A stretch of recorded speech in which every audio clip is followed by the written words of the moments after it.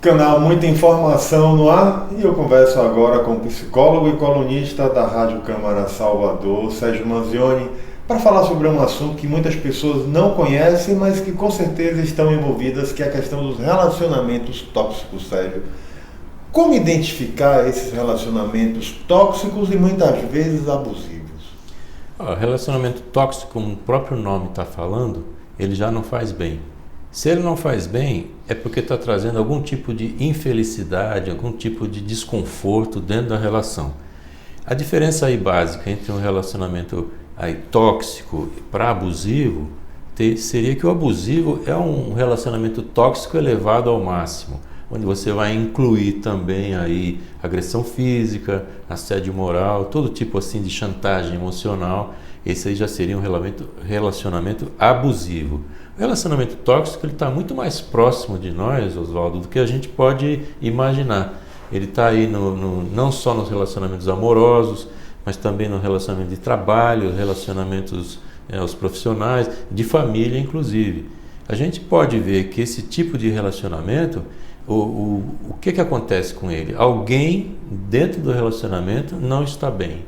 Alguém está com sofrimento, alguém não está contente com ele. Qual a estrutura desses relacionamentos hoje? O relacionamento básico, que eu sempre falo, é o seguinte: a soma 1 mais 1 tem que dar 3, que seria uma pessoa, a outra pessoa e o terceiro elemento, que é o relacionamento em si. Para que isso funcione, cada um tem que ter sua individualidade própria e o relacionamento tem que ser essa soma dos dois. Porque se você der 1 mais 1 der 2, um desses 3 elementos ele sumiu. Ou uma das pessoas foi engolida pelo outro, ou o próprio relacionamento já não existe mais. Se 1 mais 1 der 1, aí misturou tudo. Você já perdeu a individualidade, você já não sabe quem é mais.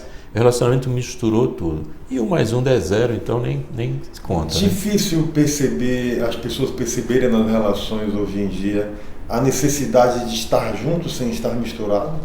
É difícil. É difícil porque hoje em dia, principalmente, existe aí uma dependência emocional do outro. Quando você, dentro de um relacionamento, coloca a sua felicidade como responsabilidade do outro, você já está entrando num relacionamento que poderá ser danoso para você. A responsabilidade por sua felicidade é sua, não é do outro. Por isso que tem aquela coisa que às vezes a pessoa diz assim, você tem que encontrar a outra metade da laranja. Quando você encontrar a outra metade da laranja, você joga fora, porque você vai encontrar alguém pela metade, e você está pela metade, encontra alguém pela metade, isso não vai ser uma coisa boa, porque os dois estão em falta. Então, a responsabilidade por sua felicidade está em você.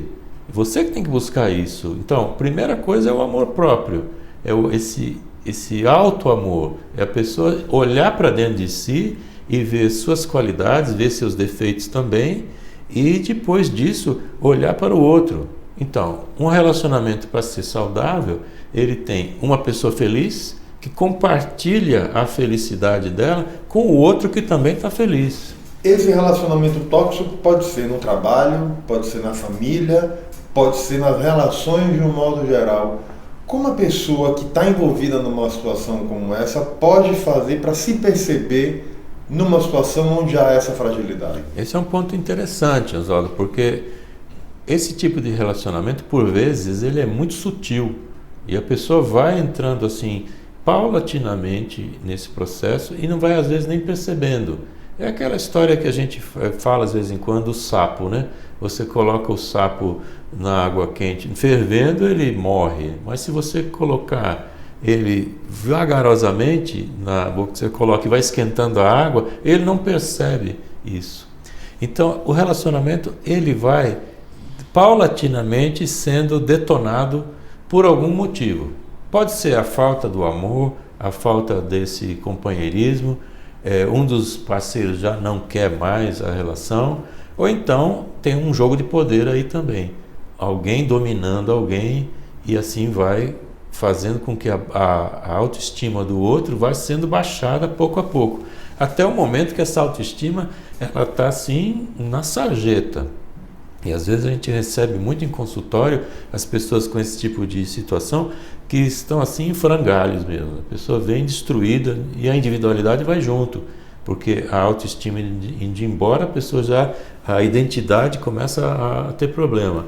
E tem aquele caso clássico também da pessoa que está sendo agredida, por exemplo, e acha que isso é um ato de amor, porque ela tem um seguinte raciocínio: a autoestima está tão baixa que o outro vai convencendo a ela que ela é muito ruim, que ela é péssima, que ela não vale nada.